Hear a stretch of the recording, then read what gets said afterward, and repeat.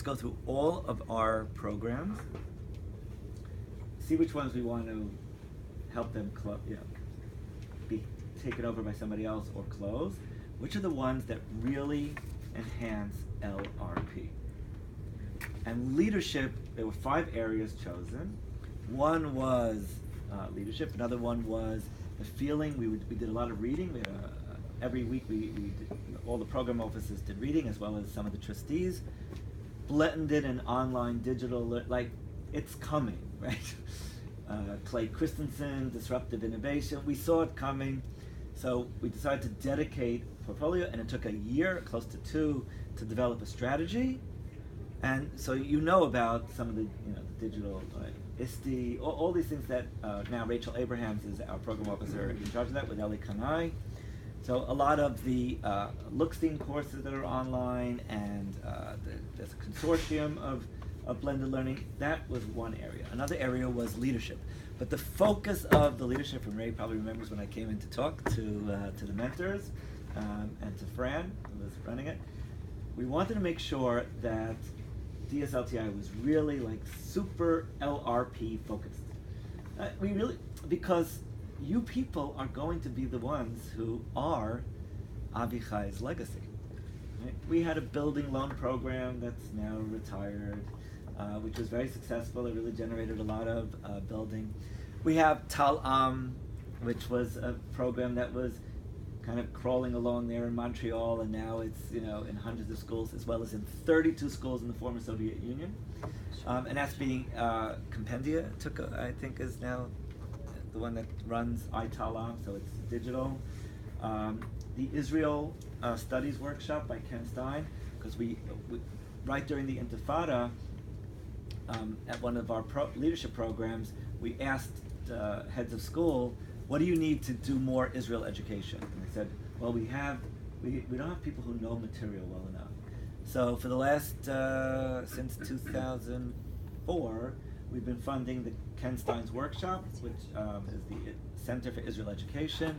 And I just came from there a couple of weeks ago, 85 teachers to learn. You can't say Avichai is not enabling you. Just send the teachers, they'll get all the information, they'll get the curriculum, they'll work on that, and they can go back and do it. And we have it evaluated as well, and we improve it each time. This is the first year that we actually accepted teams from schools, because we found that if you're a lone wolf coming from a school, it's much harder to implement, but if you come back from the program with a couple of colleagues, it's easier to get the Israel education.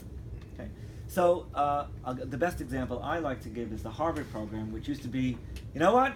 Go to Harvard, they know what they're doing, be inspired, get those grades to speak to you, and then we wish you a lot of luck when you go back home. The trustees said, make it more of an LRP program. Well, Harvard was not about to add sessions about LRP, so we created, it took actually 3 years, and in the 4th year we came upon this version where you go to the sessions during the day, and in the evening Jonathan Cannon runs what we call the LRP overlay, and day school leaders participate, and you pick a year-long project to implement that improves the Jewish mission of your school, or enhances, advances. Like what are you trying to achieve in your school, and how can going to Harvard help? That was really the way we have formulated it. But and we don't know everything. We have resources and we try things. So for instance, the example I like to give was a teacher shortage. Everybody was, especially as the schools were opening in the late 90s, early 2000s, we're missing teachers, good teachers. So we did the Pardes project. What can we do in the United States? So that's when I joined the foundation. They said, Michael, you're a professor, you know Jewish education. Go out and find the university that has a good program in education, a good program in Jewish studies, and merge them, and we'll fund it. Well, every time the reason they asked me is that because when somebody calls up from the Avichai Foundation, they get sent right to development. So the assumption was, Professor Michael Berger will call up and I'll find out from the faculty what's really going on. Anyway, I'm sorry to say, we went everywhere. Really, I traveled a lot that year. no place was willing to entertain a joint Jewish studies education degree outside of like the seminaries like JTS. They were doing it already, so we were trying to expand it. The only one I found that was willing was York University in Toronto. We weren't that confident that many United States citizens would go to York. Why? Because we weren't. Because we did research on the site. I could have told you about the research. If you had been Yeah. Okay. So instead we said, what about investing in the teachers who've already chosen the field of Jewish education? Because Carol Engel from JTS, from Davidson, came out with her study of the burnout and the teachers leaving. So he said, what if we could increase the chances of retention, improve their craft, and get them to stay? So, okay, Michael, go out and research that. I spent 6 months doing that. All roads led to Santa Cruz, a new teacher center. We sent out an evaluator to assess it. She came back, very, very accomplished teacher trainer. She came back and said, the full-blown version is only good for public schools. It won't work in day schools. All right, so we tried some other things. Nothing was as good. I contacted the head of the new teacher center. Turns out she's a Jew born in Brooklyn, and she's starting in her 40s to feel like she should give back to the Jewish community. She says, let's try this. And the Jewish New Teacher Project was born in 2003, 2004.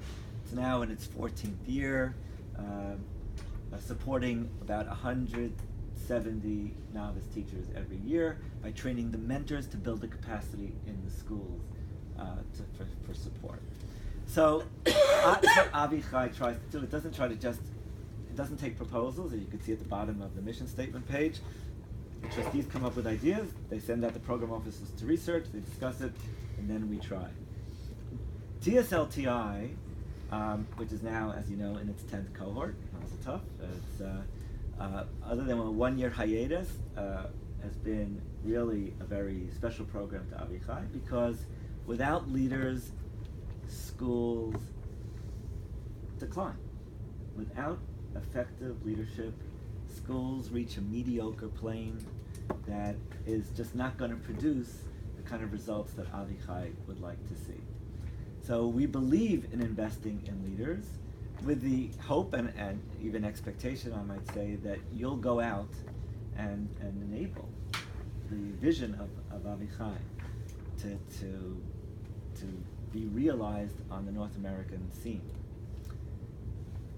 About 4 years ago, as we started to take a look at, 5 years to go, 3 years ago. 3 years ago we said, okay, with 5 years left, we are sunsetting December 31st, 2019. How's it going? We did a kind of check-in on all of our things. And the conclusion was, Avichai's legacy will not be a mission statement, will not be buildings that can last forever, will not even be curricula. I'm sorry, Neta, well, as wonderful as it is, it's, people are going to say, what's the next curriculum? We built standards and benchmarks. We hope that continues.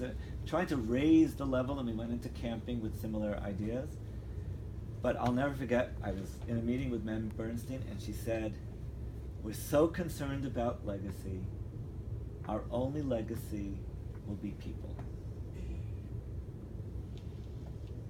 And it hit us, all the stuff that we're doing, it's just going to be the individuals coming through the programs.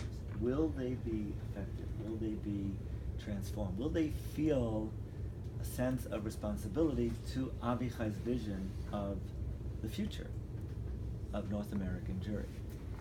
And so we found that there was a confidence early on, and I have to say Zalman was wrong about some things. He felt if he did the development, the R&D, what does a good company do after people, the investment bankers, right, or the, what are they called, capital, venture capital, comes in, starts, and then the IPO, everybody jumps on it, right, and then it goes. So we'll develop Talam, and all these philanthropists will join us. We'll develop Cornerstone for camps, and all these people will join us. If you love it so much, they said to us, endow it yourselves. But Avichai didn't believe in endowment because the next generation has to fund what it seems is important. So we haven't had as many partners and successors that we would have hoped for. Obviously some are definitely out there, like the Jim Joseph Foundation in certain areas. But we find that when it comes to day schools, most philanthropists are driven by local needs and not the national. And Avichai's vision was, if you're going to get the second bullet to encourage mutual understanding and sensitivity, you have to create these programs like DSLTI, where you have Orthodox, conservative, Reform, atheist, humanistic Jews working together for Jewish education. It can't be just everything is segmented.